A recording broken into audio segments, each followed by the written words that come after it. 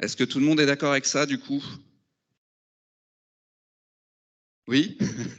Bon, normalement, j'ai des étudiants convaincus qui travaillent sur le sujet dans la salle, normalement. Donc, effectivement, la zone humide, on peut dire que c'est l'ensemble. Alors, on a effectivement ici la Boire, c'est une photo qui a été prise en bord de Loire. Dans la partie est du département. Donc on a effectivement, là on est à l'été sur la photo, hein, donc on a par exemple des marguerites en fleurs au premier plan, et au milieu on a une boire. Donc la boire elle est encore en eau à ce moment-là de l'année, mais il faut imaginer qu'on est dans le lit majeur du fleuve, donc le fleuve il va avoir tendance à monter l'hiver, donc actuellement il y aura peut-être un petit peu plus d'eau que sur l'image. Donc les prairies vont être parfois sous l'eau, donc effectivement là l'eau va être présente de manière temporaire, et les boisements pareil. Donc là on a de la freinée par exemple sur l'image, et la freinée c'est plutôt un boisement de type alluvial. Alors, pour nous aider, on a une définition réglementaire, c'est souvent celle-là que je donne quand j'interviens, c'est celle du Code de l'environnement. Alors la définition est un petit peu longue, mais elle a l'avantage d'être quand même très précise et très complète. C'est pour ça qu'elle est quand même très très utile. Alors la loi sur l'eau, hein, donc de 92, qui correspond aux déclinaisons de l'article que vous avez en dessous du Code de l'environnement, elle dit que ce sont des espaces d'intérêt général. Bon, bah déjà c'est leur reconnaître une certaine forme de valeur. C'est plutôt pas mal. Et l'article L211.1 du Code de l'environnement rappelle les choses suivantes. On entend par zone humide les terrains, exploités ou non, donc il y a une présence, une intervention humaine ou pas sur la zone humide. Habituellement inondés ou gorgés d'eau douce. Alors, habituellement inondés ou gorgés d'eau. Donc c'est ce que vous nous avez dit un certain nombre d'entre vous. Donc effectivement, l'eau n'est pas toujours présente toute l'année sur la zone humide. Donc ça, c'est important de l'avoir à l'esprit. L'eau présente peut être douce, salée ou saumâtre. Donc là, il y a une notion de salinité. Donc pas du tout salé jusqu'à du très salé. À la rigueur, c'est pas très important, c'est surtout la présence de l'eau qui va être présente. Présente de façon permanente ou temporaire. Et ben là, ça rappelle là encore ce qu'on a dit tout à l'heure, on est dedans. Point virgule dans ma définition. Le point virgule, il est important parce qu'il annonce une transition dans la définition. Avant, on était sur des facteurs, on va dire, abiotiques. Voilà, l'eau, elle est là ou pas là, et elle bouge ou elle bouge pas, dans l'espace et dans le temps. Deuxième partie de la définition, c'est la végétation. Donc là, on regarde ce qu'il y a dessus.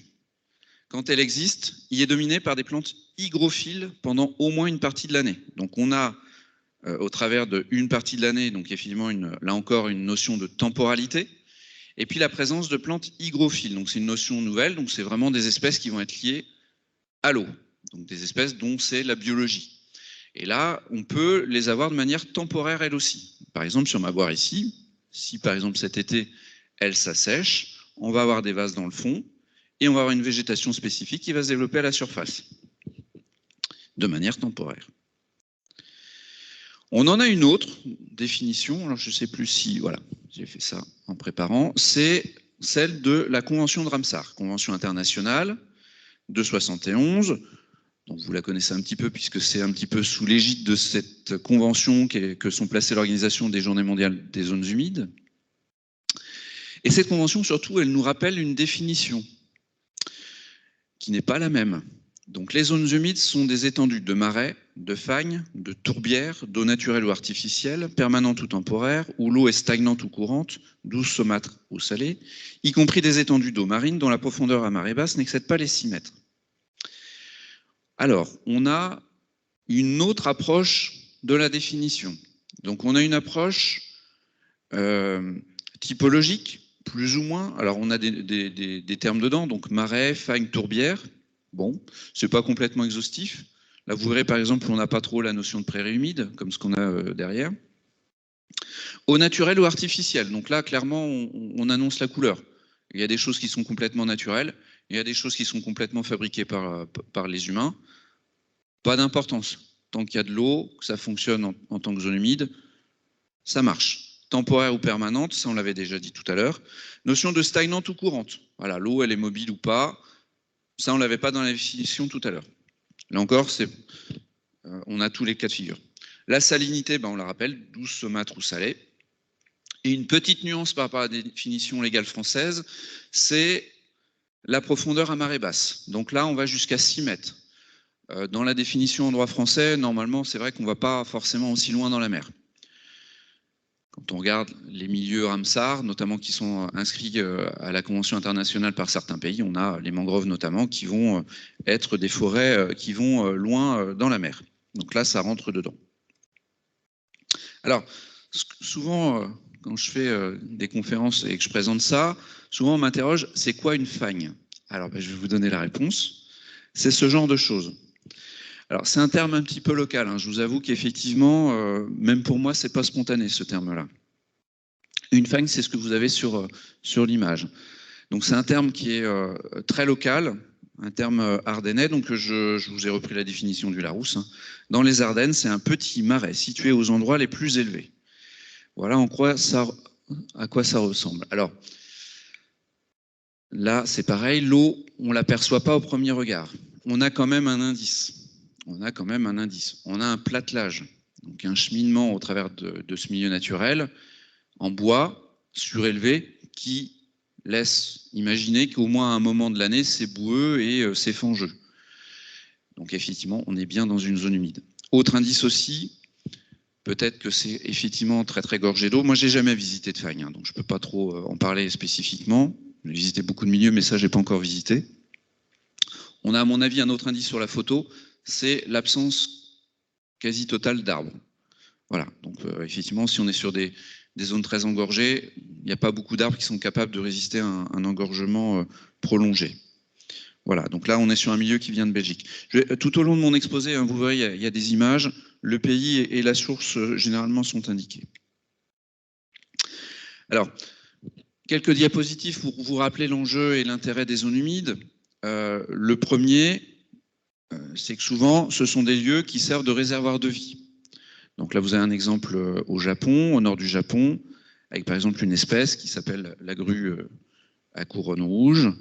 Et donc effectivement, dans les zones humides, on a une profusion d'espèces, avec parfois, selon les endroits où on est sur la planète, une biodiversité qui est singulière et propre et originale à ces endroits.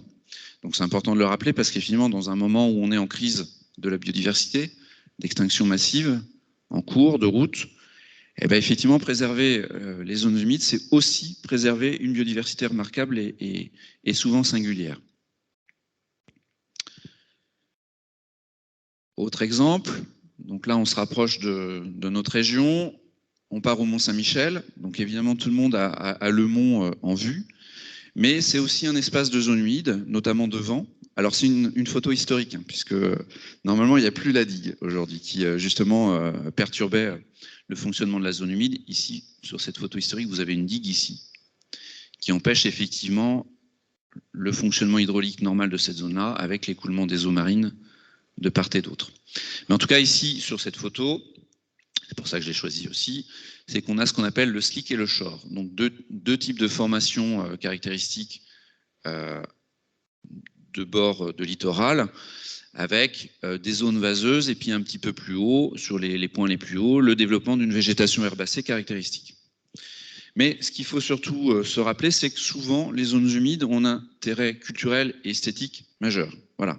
Là, la photo du mont, uniquement avec le rocher, voilà, c'est pas forcément une très belle photo. Là, en l'occurrence, effectivement, avec tout ce qui se passe autour, l'environnement, ce cadre, c'est vraiment quelque chose d'exceptionnel. Un autre shore, là, on part aux Pays-Bas, donc on est dans la mer d'Evaden. C'est que ces zones hautes herbacées que je vous ai montrées sur la photo précédente, elles sont utilisées notamment par l'agriculture aussi pour le pâturage. Et donc là, par exemple, on a un pâturage de moutons de présalés qui viennent exploiter, mais aussi entretenir ces zones humides. Et puis, si vous regardez un peu dans le lointain, alors je ne sais pas si vous allez arriver, vous, à voir, mais c'est vrai qu'on le voit bien ici. Alors, aux Pays-Bas particulièrement, il y a un autre intérêt économique, c'est qu'on y place souvent de la production électrique. Voilà, donc là, on a souvent aux Pays-Bas des éoliennes dans ces endroits-là. Bah oui, il n'y a pas trop d'habitants en général, en dehors de fermes isolées comme sur la photo. Autre exemple de zone humide, donc là on est sur des lagunes côtières, donc c'est une photo qui vient de l'étang de Vacarès en Camargue. Les zones humides sont des grands réservoirs de quantité d'eau. Voilà, Donc effectivement, il y a beaucoup d'eau. Dedans, dessus, en dessous, effectivement, voilà, ça peut servir à ça. Photo extraite d'Internet sur un site touristique. Ah oui, c'est l'intérêt esthétique et touristique. On retombe sur l'esthétique. Et donc là, c'est le syndicat d'initiative, un des syndicats d'initiative du Marais Poitevin, qui met en avant, alors peut-être une photo déjà historique, malheureusement, ces canaux avec les terrés. Les terrés, c'est les petites buttes de terre sur le côté qu'on a ici. Et puis ces alignements d'appes taillés en tétard, donc ici des frênes, qui sont une structure très originale et très esthétique. Voilà, aussi. Donc on vient au Marais Poitevin pour regarder ça. Alors pourquoi je vous dis c'est une photo historique? Parce que le frêne est actuellement malade. Il est atteint d'une maladie qui s'appelle la calarose et qui conduit à une mortalité très très forte. Et là, alors moi je suis pas allé récemment dans le Marais Poitevin, mais les collègues annoncent des mortalités de 90% des arbres que vous avez sur la photo. 90, 95%, et donc il y a des campagnes de replantation d'autres essences pour recréer un nouveau paysage, mais un paysage de substitution, et essayer de maintenir cette zone humide dans un état fonctionnel.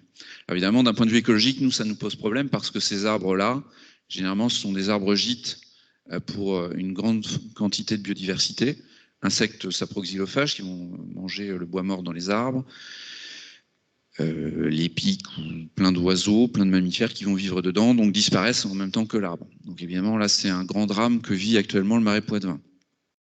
Pour l'instant, en ce qui nous concerne en Vallée de la Loire, on n'en est pas sur des catastrophes à ce point-là.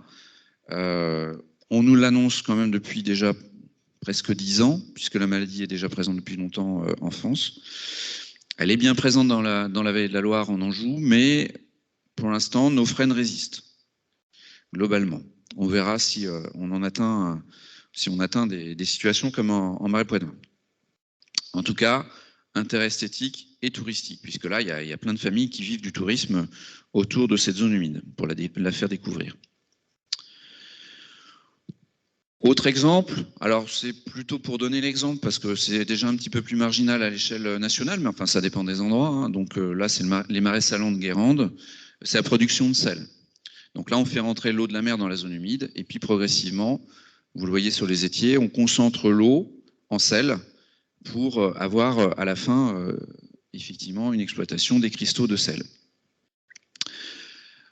On voit d'ailleurs du sel sur ma photo. Vous avez aussi des bassins qui sont rouges. Hein. Alors c'est pas une pollution, hein, c'est tout à fait normal. Quand on atteint des taux de salinité de plus en plus forts, près de la cristallisation, généralement, on a effectivement ces derniers bassins qui sont rouges, que vous voyez là.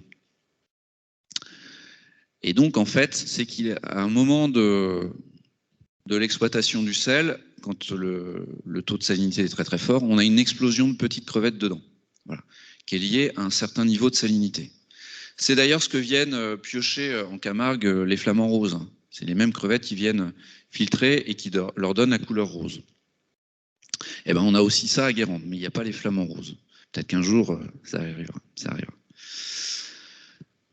Autre exemple aussi d'utilité des zones humides, c'est le stockage de carbone. Alors on pense à l'eau, hein, zone humide égale eau, mais il y a d'autres intérêts, il y en a plein. Là, c'est quelques-uns parmi la grande quantité de zones humides. Donc là, on fait un gros saut dans l'espace, on va au Groenland. Donc c'est le stockage de carbone. Alors c'est ambivalent parce que, effectivement, dans les tourbières, on a une grosse production de matière organique.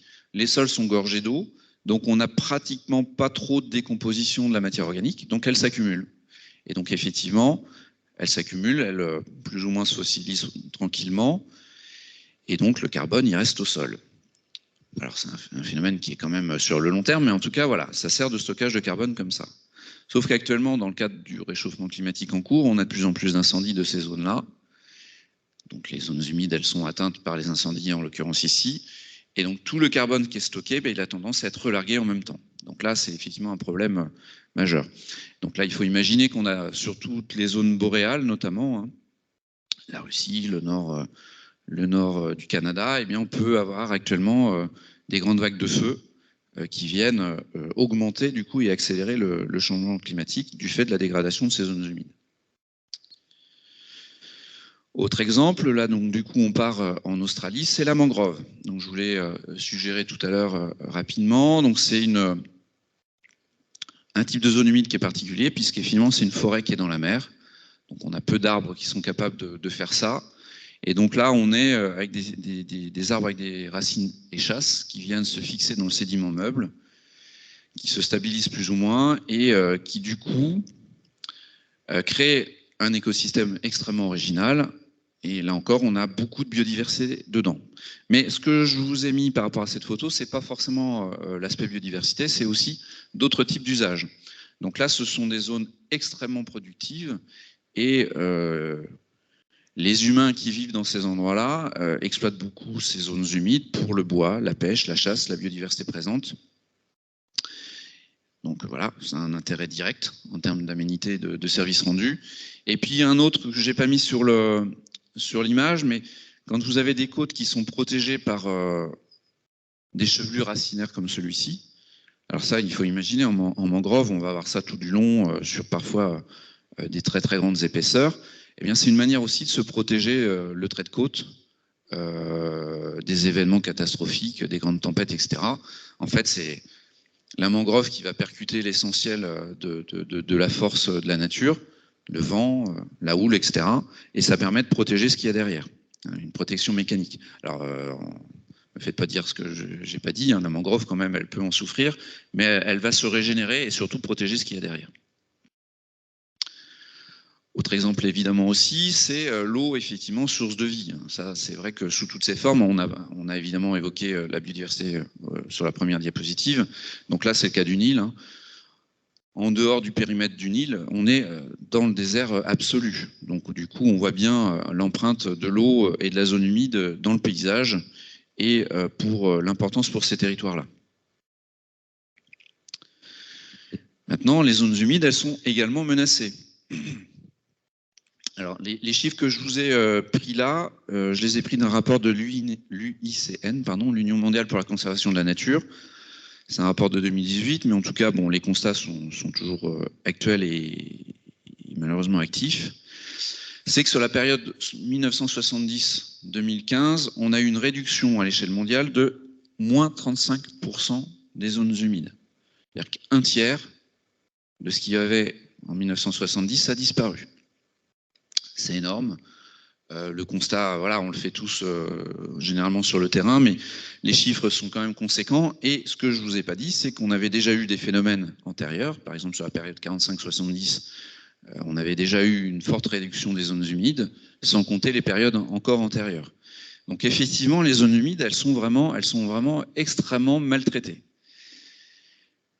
On pense souvent à la forêt amazonienne aussi, en termes de réduction du vivant, de la biodiversité. Il faut savoir que les zones humides, elles disparaissent beaucoup plus vite, mais on en parle moins. Voilà. Et donc, oui, effectivement, il est urgent, important, nécessaire d'agir pour que l'on puisse, nous humains, s'assurer un devenir, hein, parce que l'enjeu, il est là. Hein, c'est bien d'agir pour la nature, mais c'est aussi bien d'agir aussi pour notre futur commun. Alors, vous avez un exemple de menace sur mon illustration. Alors voilà, des oies qui ont l'air sympathiques en zone humide. En fait, c'est une espèce qui s'appelle l'ouette d'Égypte. On est aux Pays-Bas. Moi, j'ai été stagiaire quand j'étais étudiant sur les zones humides et je suis parti aux Pays-Bas. Donc il y a une vingtaine d'années, on voyait cet oiseau-là comme étant quelque chose d'un peu original. On était content quand on en voyait un. J'y suis retourné 20 ans après, il y en a partout. Voilà. Et effectivement, c'est une espèce exotique qui a un impact important sur les zones humides aux Pays-Bas. Ça prend de la place, quoi. Enfin, voilà, il y a de la concurrence avec les espèces indigènes. Autre menace, je n'ai pas trop insisté sur le tableau noir, mais le tableau est quand même noir, hein, effectivement. Hein. Menace persistante, drainage, pollution invasive, barrage, déversement de sédiments par le déboisement. Hein, quand on enlève des arbres, tout part dans la rivière. Érosion des sols, etc., etc., etc. Un exemple de photo, hein, j'ai googlisé sans peine, hein, en 2 clics, on trouve malheureusement beaucoup de photos qui illustrent l'emprise de l'anthropocène sur la nature et qui sont une illustration de nos comportements collectifs. Donc évidemment, il est urgent d'agir pour essayer de plus voir ce genre de choses. La qualité de l'eau aussi se fait ressentir dans les zones humides, donc perte de qualité d'eau, donc évidemment ça peut influer sur les espèces présentes dans les zones humides. Il faut savoir qu'à l'échelle de la planète, 85% des eaux usées arrivent directement dans les zones humides sans aucun traitement. Sans aucun traitement, c'est-à-dire qu'on a toute la pollution chimique, hormonale, voilà, tout. Donc évidemment, tout ça, ça perturbe les zones humides. Pourquoi je dis par exemple hormonal, c'est que nos hormones de synthèse qu'on utilise pour nous humains se retrouvent dans l'eau et les animaux les récupèrent. Donc évidemment, ça peut aussi les perturber dans leur cycle endocrinien.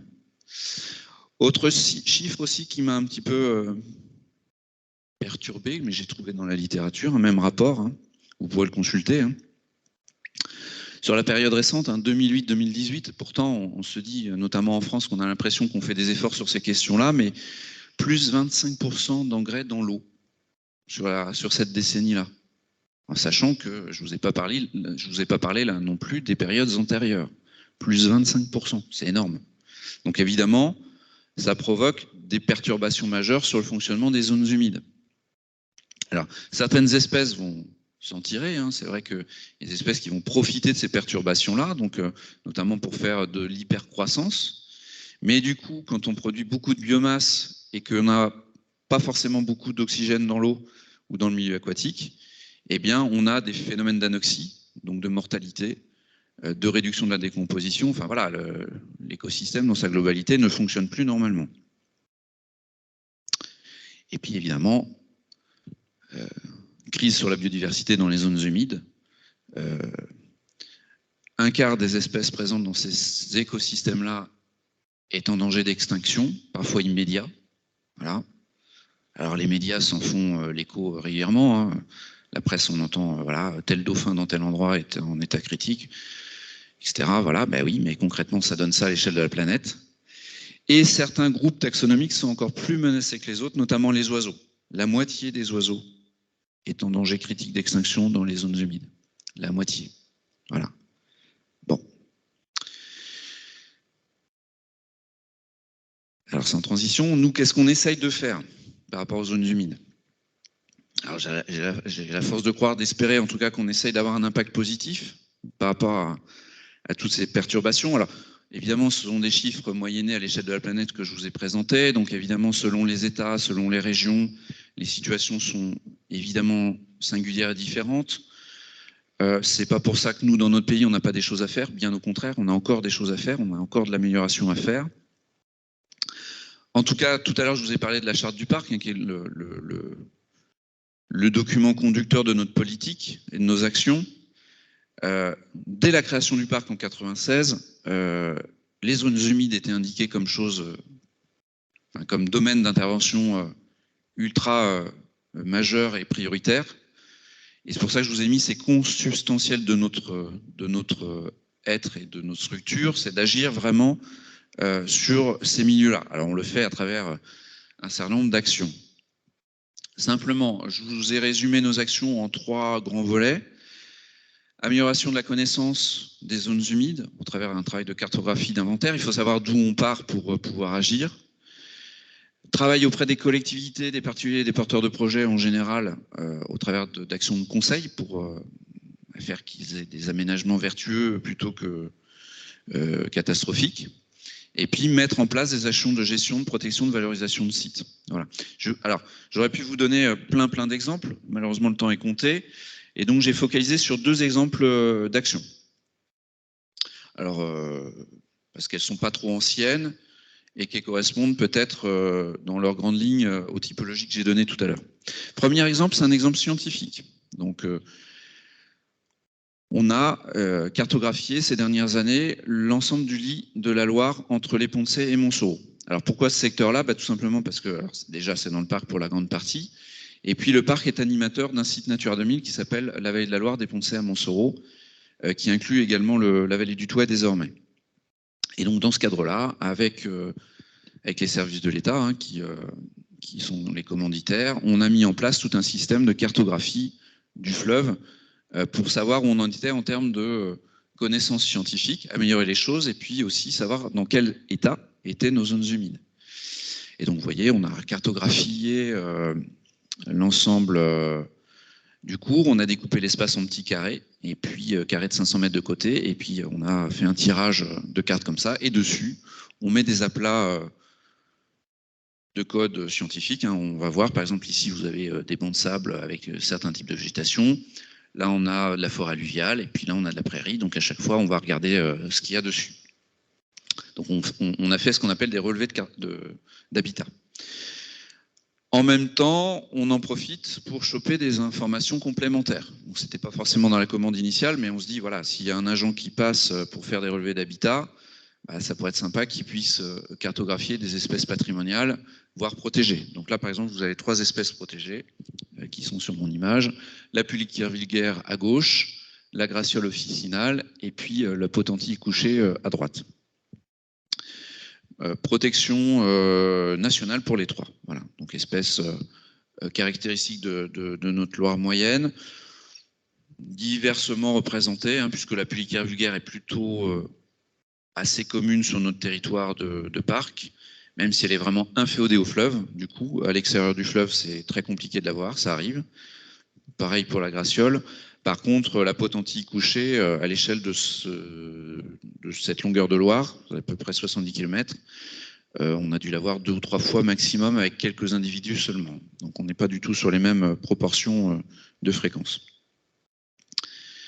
Voilà, ça nous a permis de participer à un programme national qui s'appelle le programme CARAB. Et puis, comme je vous l'ai dit tout à l'heure, ou laisser sentir, ça nous permet aussi d'avoir un état zéro à un moment pour aussi participer à la gestion du fleuve et sa compréhension. Alors, il faut savoir aussi que le parc, avec l'État, intervient sur la gestion du fleuve. La gestion du fleuve, aujourd'hui, elle peut faire l'objet de travaux, d'enlèvement d'un certain nombre de choses. Donc, vous avez par exemple sur l'image ici, alors vous voyez peut-être pas très bien malheureusement s'il y a un petit peu de lumière, mais on a des chantiers qui ont été mis en place pour enlever des ligneux et peut-être de la renouée du Japon. Voilà, je ne vois pas très bien parce qu'elle n'est pas assez zoomée, mais il me semble que c'est un chantier de renouée du Japon, celle-ci. Donc espèces exotiques envahissantes. Donc les xénophytes, ce sont des espèces exotiques envahissantes.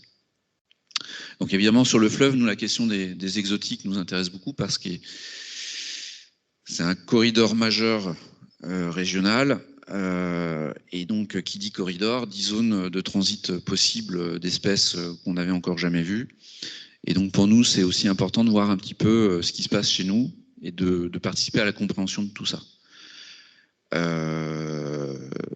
Moi qui suis botaniste, je ne veux pas dire de bêtises, mais en l'espace de 20 ans, on a connu peut-être l'arrivée de 15-20 espèces nouvelles sur ce corridor-là.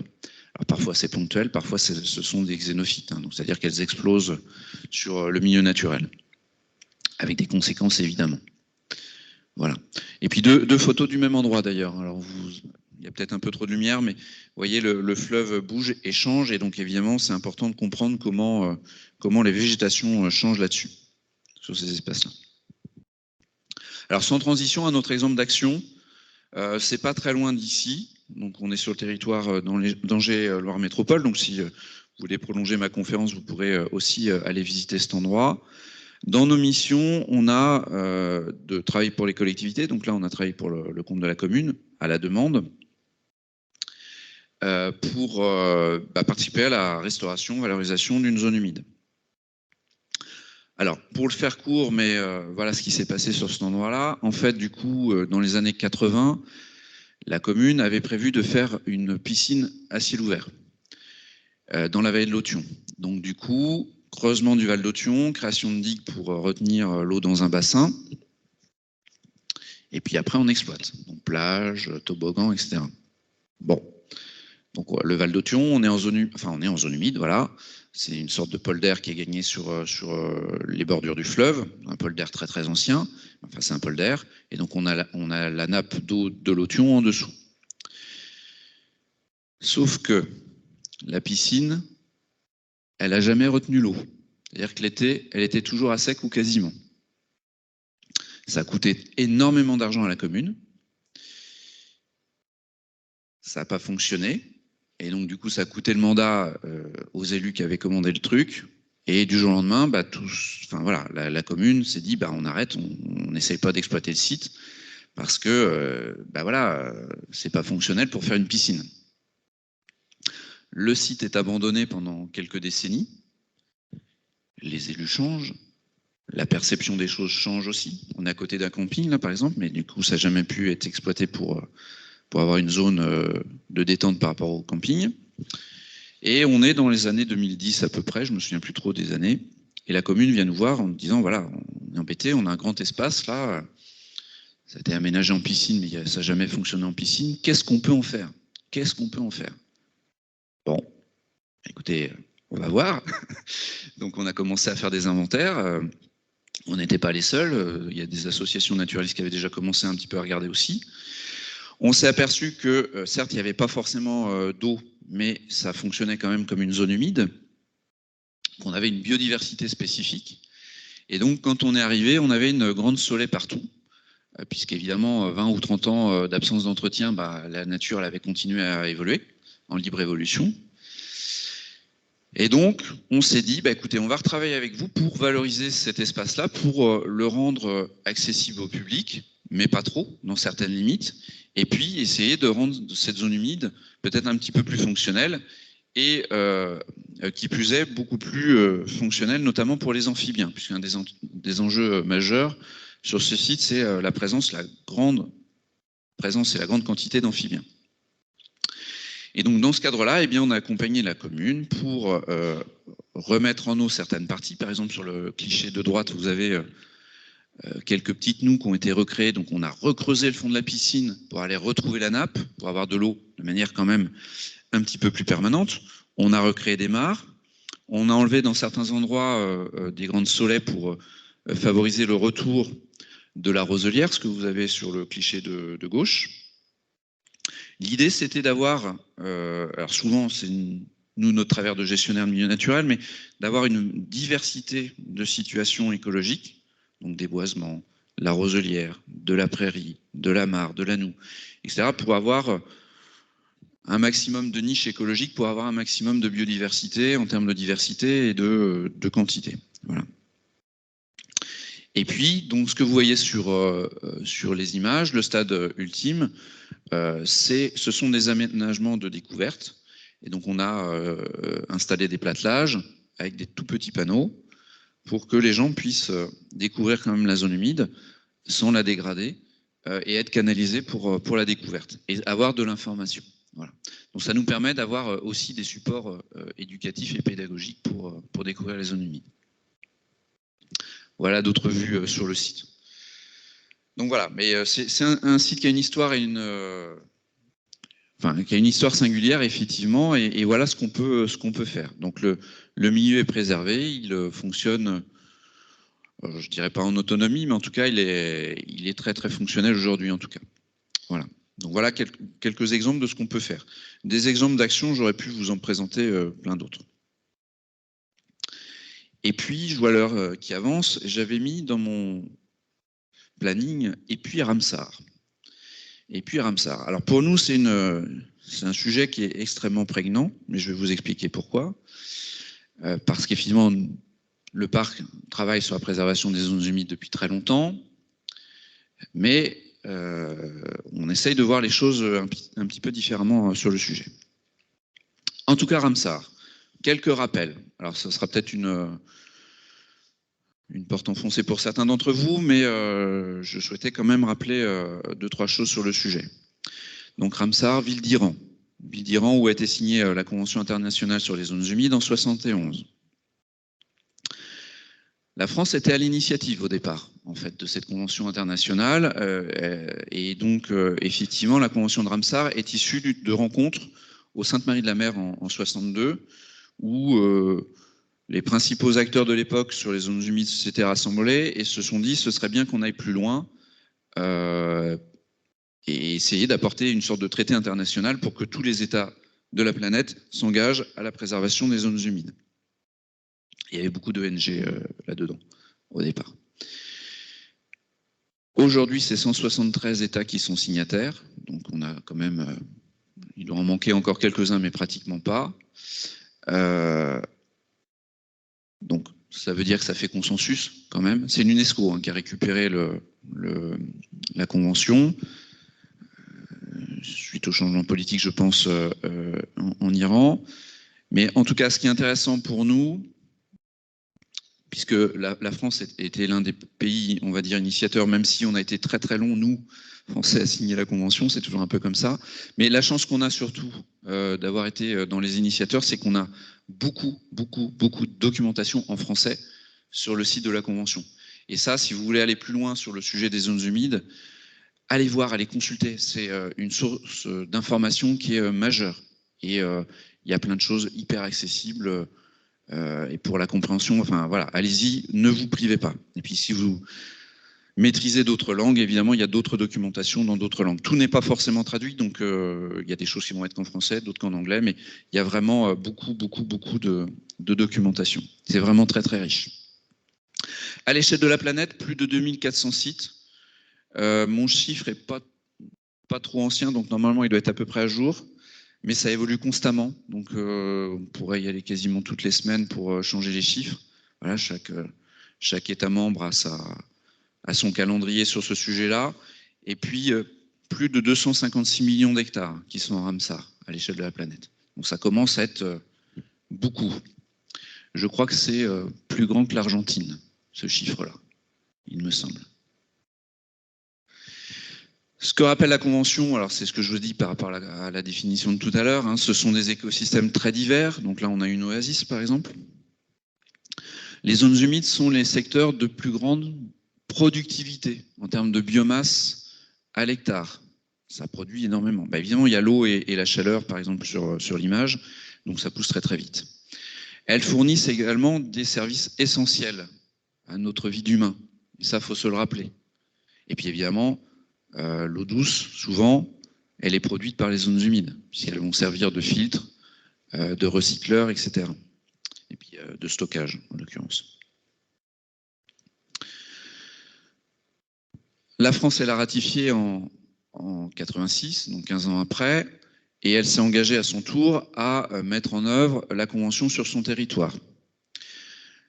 Ça a permis ce qu'on appelle, alors la Convention permet donc de créer ce qu'on appelle des sites Ramsar, donc c'est une zone humide d'importance internationale, donc elle est reconnue et labellisée, c'est une sorte de label, c'est pas tellement plus, mais quand même, et donc c'est surtout chaque État membre qui s'engage sur son territoire à faire tout ce qu'il faut pour conserver la zone humide.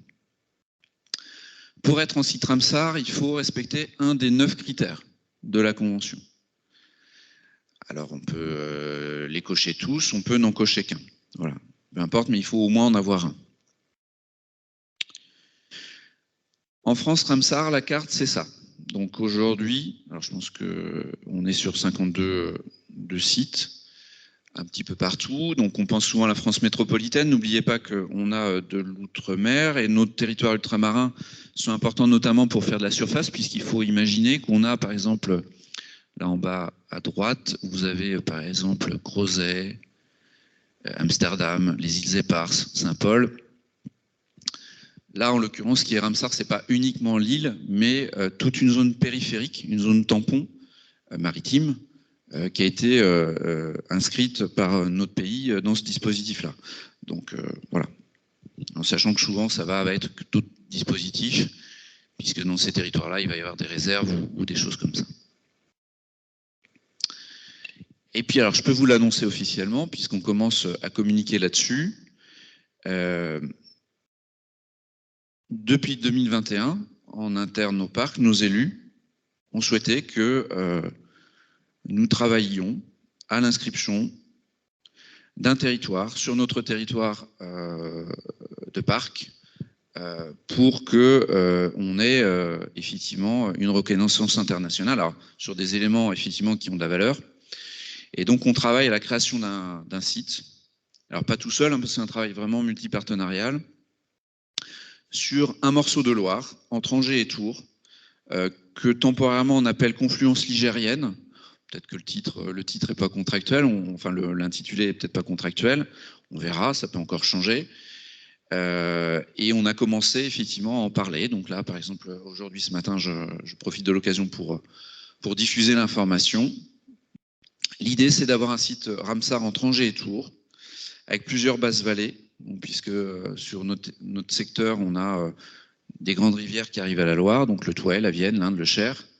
Et donc l'idée, ce serait d'avoir un site qui intègre effectivement les zones basses du fleuve, hein, le lit mineur, mais une grande partie du lit majeur, et éventuellement même un peu plus, puisque on souhaite travailler sur une partie des coteaux. Vous allez me dire, les coteaux, c'est en hauteur, c'est pas forcément humide. Oui, mais en fait, dans l'originalité de notre candidature, on souhaite effectivement intégrer les coteaux, puisque on a des espèces qui vivent sur le fleuve, je pense aux chauves-souris particulièrement, qui viennent se nourrir, passer une partie de leur cycle dans le fleuve, et qui passent l'hiver dans les coteaux périphériques. Donc, en ce sens, pour la biologie de ces espèces-là et ces espèces de zones humides, il nous semble important aussi qu'on puisse intégrer tous les éléments du cycle de vie de ces espèces-là. Voilà. Alors, on a eu un dialogue avec les gestionnaires de Ramsar, ça pose aucun problème. Ce sujet-là, et d'ailleurs d'autres l'ont déjà fait sur d'autres sites. En ce qui nous concerne, en tout cas par rapport aux critères que j'évoquais tout à l'heure, on sait qu'on coche déjà plusieurs choses au niveau des oiseaux d'eau, des poissons migrateurs. Alors, il faut atteindre certaines quantités, notamment par exemple par rapport aux oiseaux d'eau, je vais y arriver, pardon. Il faut en avoir plus de 20 000 en séjour instantané sur le site. Donc on commence à rassembler des chiffres. Et on sait qu'on va, je pense, largement exploser ce chiffre-là, puisque les 20 000, qui est le critère, on devrait atteindre les 30 ou 40 000 sans problème. Voilà. Donc, ce qui prouve bien, ce qui nous rassure, c'est qu'on est bien sur une zone humide d'importance internationale. Alors, voilà un exemple de contour non contractuel pour information, puisqu'on travaille encore avec un certain nombre de partenaires sur la définition des contours. C'est la troisième carte qu'on propose, parce que évidemment, on a pas mal d'entretiens bilatéraux. Il y a des choses qui posent question, notamment des zones humides périphériques non connectées directement. Je pense par exemple au plan d'eau des Ténières, au sud de Bourgueil, ici. Bon, on verra. Il y a les limites aval-amont. Donc là, on sait qu'on est au pont du Mnacus, par exemple, au pont de Cé. Là, on est à Saint-Marc-la-Pile. Il y a un pont aussi. Ça nous semblait à peu près logique de prendre les ponts. Au-delà, on est sur des territoires où les zones humides sont fortement aménagées, urbanisées. Donc on se dit c'est peut-être pas très opportun d'aller au-delà de ça. Et puis ce que nous a demandé l'État, puisqu'on a dialogué, on a un dialogue de gestion avec les services de l'État, DREAL et DDT en particulier, c'est de faire une proposition qui est calée sur des zones où on a déjà des plans de gestion. Et donc ça tombe bien puisque sur le territoire que je vous propose ici, on a des documents d'objectifs Natura 2000. On peut avoir aussi des arrêtés préfectoraux de protection de biotopes avec des règles. Et donc l'idée c'est de ne pas recréer de nouveaux plans de gestion, de nouvelles règles, mais de s'appuyer d'appuyer notre candidature sur effectivement des choses déjà préexistantes. Alors je le redis quand même, Ramsar c'est une reconnaissance internationale de zones humides. C'est une forme de labellisation, mais ça n'apporte pas des crédits supplémentaires, ça n'apporte pas de protection supplémentaire. Pour nous, c'est important parce qu'on y croit et on veut aussi, au travers de ce dispositif-là, re-rentrer en dialogue avec notre territoire, les gens qui vivent sur ces endroits-là, pour leur dire attention, mesdames, messieurs, vous avez un site qui est d'importance, il faut qu'on travaille ensemble pour le conserver, le gérer, le préserver pour les générations futures. Et nous, ça, c'est important parce que ça fait, par exemple, sur ce site-là, sur ces sites-là, sur ce grand site-là, ça fait plus de 20 ans, nous, qu'on mène avec, alors nous, le parc ou d'autres, des actions de conservation, de préservation. On souhaite s'appuyer sur l'outil Ramsar pour relancer du dialogue et de la communication autour de ces sujets-là pour préserver ce vaste espace. Et en même temps, aussi, et je tiens aussi à le dire, l'État nous a encouragés, enfin, ça fait effectivement 2 ans qu'on a commencé ce travail, l'État souhaite qu'il y ait un dialogue pour un classement Ramsar par, entre guillemets, petites entités. Parce que nous, au parc, on considère que l'ensemble du fleuve pourrait être en Ramsar, pourquoi pas, enfin, après tout, il y a une forme de cohérence.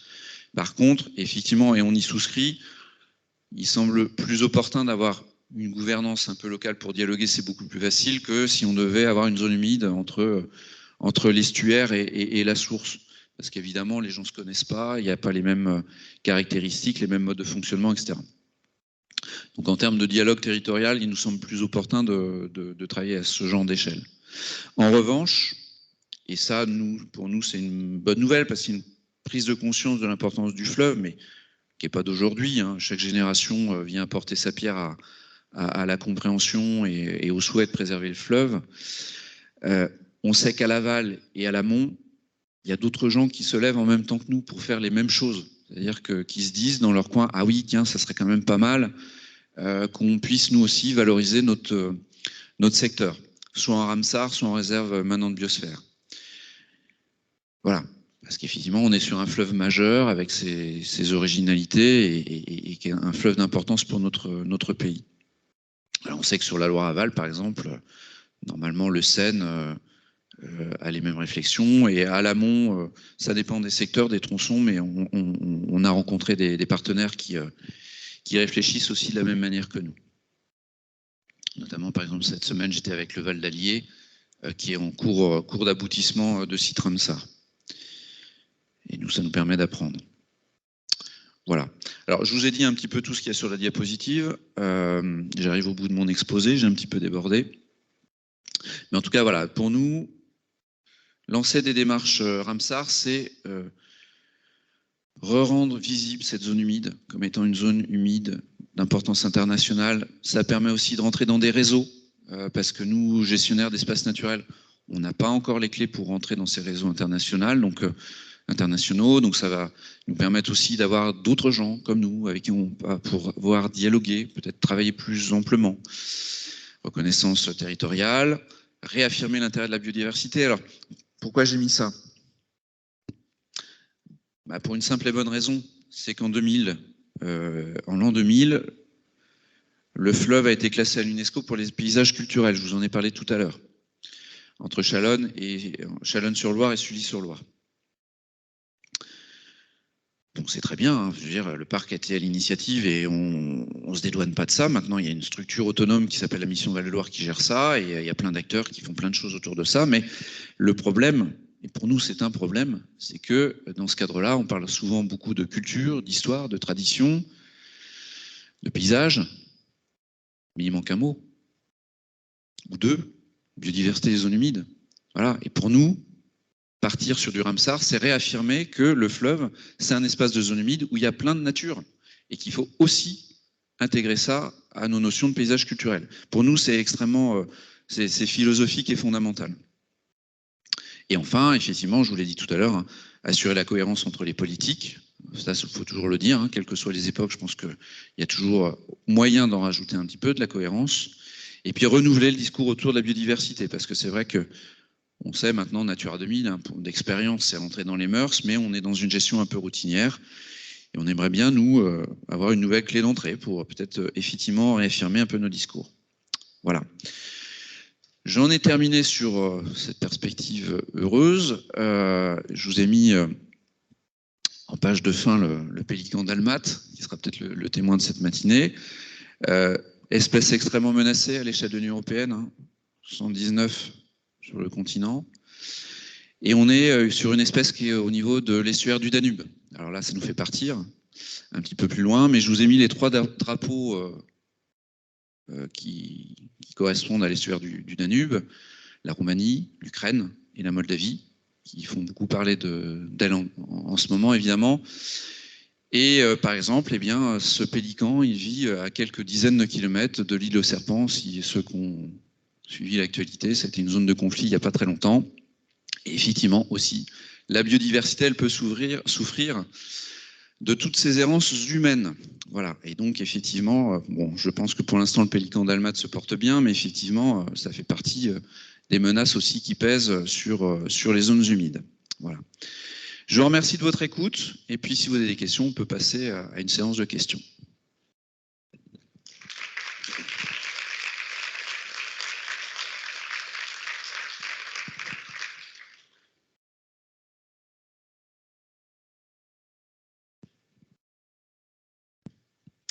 Alors, Alors, j'espère que je ne vous ai pas endormi quand même.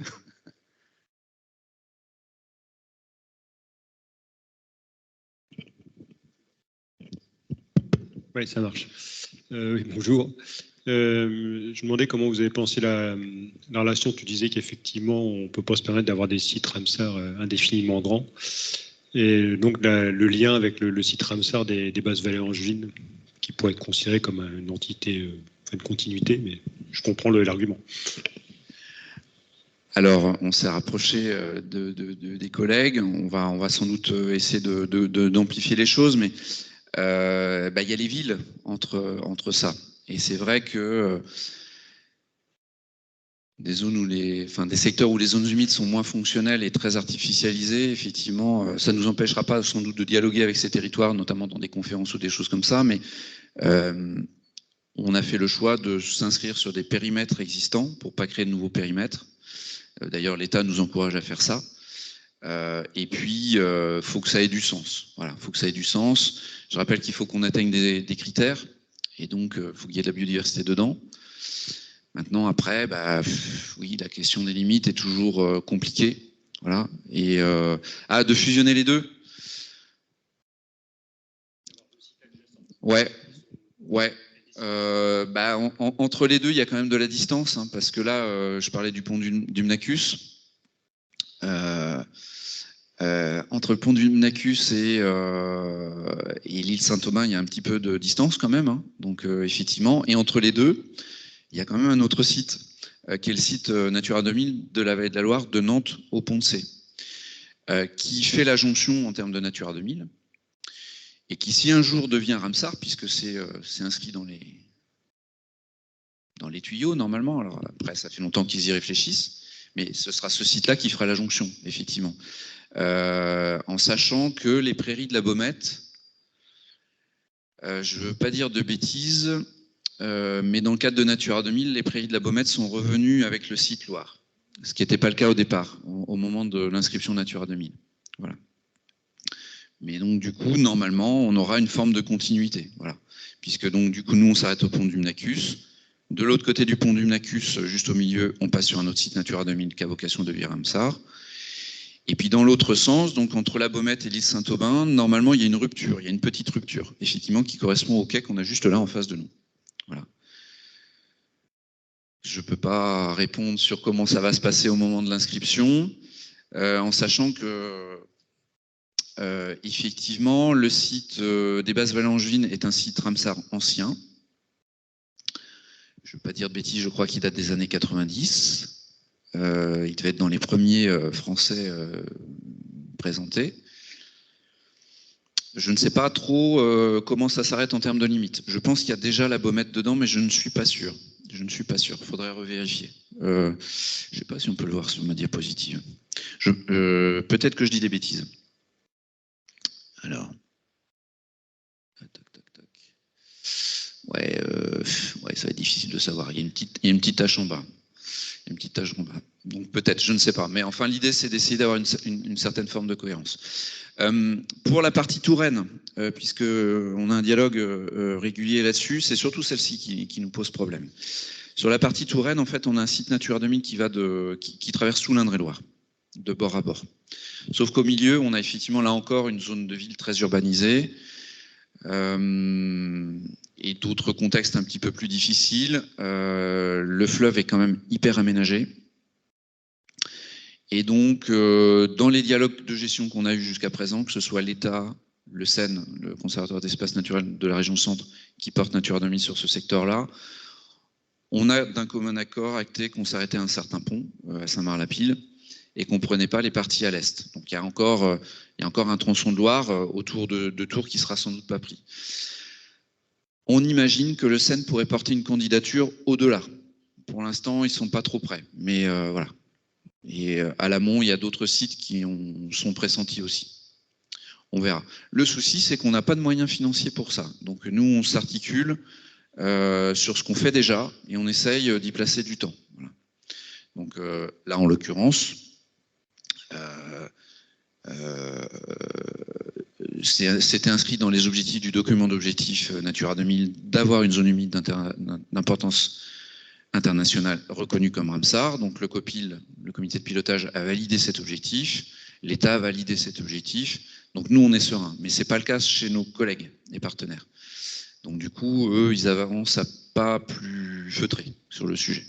Mais je redis, philosophiquement, on les voit, on essaie de nous de passer notre envie d'aller plus loin et qu'on ait peut-être à terme, effectivement, une grande majorité du fleuve qui soit reconnue d'importance internationale en tant que zone humide, que ce soit maintenant de biosphère ou Ramsar. Nous, il nous semblait plus opportun de partir sur du Ramsar, mais voilà, après, c'est à chacun de faire ses choix. Voilà. Et nous, la chance, c'est qu'on a déjà des gouvernances en place. Donc, on a déjà des comités de pilotage avec des corps constitués, des choses officielles. Et donc, ça va nous permettre d'avancer peut-être plus rapidement sur cette inscription. Voilà. Je ne sais pas si j'ai répondu à toutes les questions. Si. Y a-t-il d'autres questions, alors, du coup? Ouais. Actuellement, dans la manière de gérer les zones humides, j'ai l'impression, enfin après peut-être que je me trompe et je suis totalement novice sur le domaine, mais qu'on est plus sur un axe protection. Enfin, c'est vraiment ce qu'on essaye de faire, plutôt qu'un axe expansion. Et je voudrais savoir si c'est un avis totalement biaisé ou si c'est quelque chose qui se ressent au niveau des parcs, par exemple, protégés au niveau de la France. Vaste question. Je vous ai présenté le constat tout à l'heure de la régression massive des zones humides sur la planète. On n'est pas indemne du phénomène. Il se passe plein de choses chez nous. Bien que ce soit interdit, puisque la loi l'interdit, tout simplement. Il nous arrive régulièrement de constater des infractions. Voilà. Donc nous, PNR, on n'a pas de pouvoir de police. Donc moi, je ne suis pas assermenté, je n'ai pas le droit de dresser un PV, par exemple. Mais en France, on a plein de gens qui sont habilités à le faire. Il y en a surtout deux types. Il y a les élus, qui ont un pouvoir de police quasiment très large sur leur commune. On pourrait presque être des shérifs tellement ils peuvent faire de choses. Bon, c'est compliqué dans la pratique. Et puis, il y a surtout, en ce qui concerne la police de l'environnement, les agents de l'OFB, l'Office français pour la biodiversité, qui sont des agents assermentés et qui peuvent faire effectivement appliquer le droit. Et du coup, il arrive régulièrement qu'on constate des dégradations de zones humides avec obligation de passer par du réglementaire, du PV et de la remise en état. Voilà. Ça, déjà, malheureusement, c'est assez fréquent, et même dans un parc. Voilà. Je ne vais pas vous dire le contraire. Par contre, on essaye collectivement de faire appliquer le droit, quand même. Et donc, régulièrement, quand on constate des infractions, des dégradations, elles sont dénoncées et on essaye de faire une remise en état derrière. Alors évidemment, quand on a asséché une mare et qu'on a mis de la terre dedans, il n'y a plus d'eau, il y avait peut-être des amphibiens dedans, il y a un moment, le cycle il est perturbé. Voilà. Donc il y a une rupture violente et brutale, mais l'idée c'est que si on a un truc qui est remis en eau, on espère qu'au bout d'un certain temps, on va avoir un retour à une situation normale grâce à ce qu'il y a de manière périphérique. Donc ça s'appelle faire appliquer le droit. Alors des trucs hallucinants, on en voit encore. Hein. Enfin, je ne veux pas tomber dans l'angélisme. Hein. La situation, elle est parfois pas très glorieuse.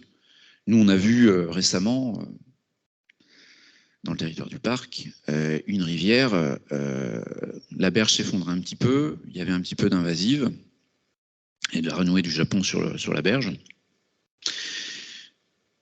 La solution d'urgence de la commune, c'est on vire tout et on fait un truc en béton, des berges droites, et on met tout en béton. Voilà. Sans demander la moindre autorisation à personne. Voilà. Donc là, du coup, PV, obligation de remise en état, etc., direct. Voilà. Mais du coup, tout le monde se braque parce que du coup, la commune avait investi. Enfin, voilà. Et effectivement, ça peut être un petit peu violent quand on s'y prépare pas. Mais après, ces gens-là, s'étaient pas forcément posé la question, mais qu'est-ce que j'ai le droit de faire?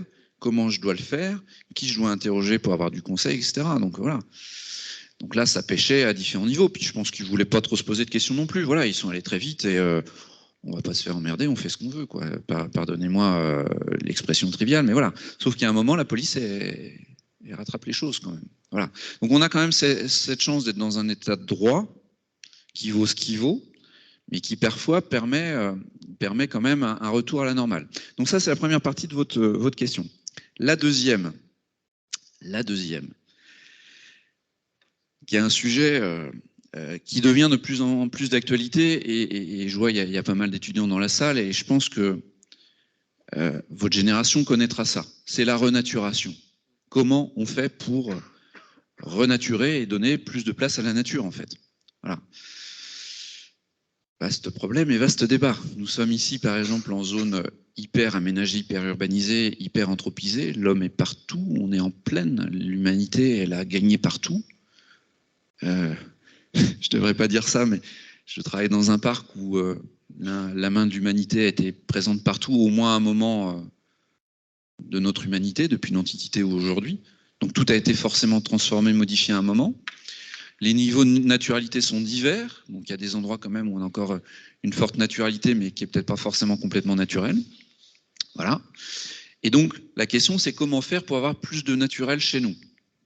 Alors, ça me fait sourire parce qu'effectivement, lorsqu'on est en processus de révision de la charte du parc, donc on refait tous nos programmes d'action, et il y a un moment, notre programme d'action, il faut qu'il soit validé au niveau national par le ministère, et on a un conseil d'experts qui vient visiter le parc et dire, voilà, on estime que vous êtes ambitieux ou pas assez ambitieux. Et là-dessus, ils nous ont un petit peu taclé en disant, voilà, ce serait bien que vous ayez un programme de renaturation d'envergure sur votre territoire. Alors, qu'est-ce que ça veut dire? Parce que chez nous, geler 10 000 hectares sans emprise humaine, où on ferait du lâcher de potioc ou de bison,